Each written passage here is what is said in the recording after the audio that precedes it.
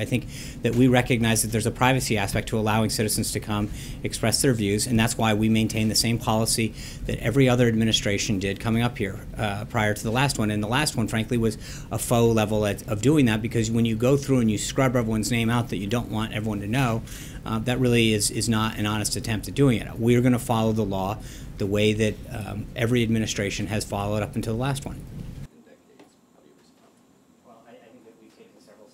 It's interesting that we're following basically the same thing that members of Congress follow. You go and you meet with a member of Congress right now, that there's an option for people to be able to go and express their opinion if they want to make it public. Who's meeting with them, and in a lot of cases we do. We bring in you guys to probably a greater extent than it's happened before in terms of the pool spray. We list participant lists. But I think there's an opportunity sometimes for the American people who want to come and have a conversation and not become, and be able to share their view.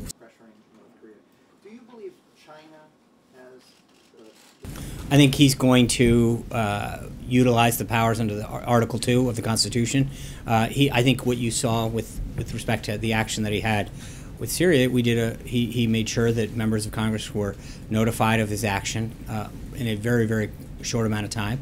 We're going to continue to seek their input on the policy overall, and then make sure that they're notified.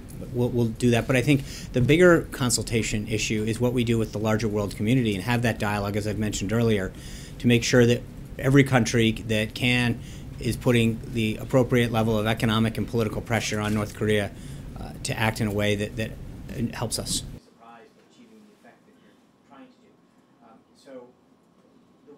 I don't think there's anybody in the world who would not believe that North Korea's actions are both provocative and a concern. So the actions that we're taking are extremely, they're appropriate and justified. What we're doing is working with the world community, and as I've mentioned multiple times today, especially China, which is really acting in a historic way to ensure that our national interests and the safety of the peninsula is protected. The era of strategic patience was a policy that the Obama administration enacted to basically wait and see. I think we have now understood that that policy is not one that is prudent for the United States, and I think that's why you've seen stepped-up efforts, particularly with respect to China. But again, this is something that is an ongoing conversation built on the relationship with the president. They are. I think it's been covered before. It's the same thing that was discussed during the campaign trail. The president is under audit. It's a routine one. It continues.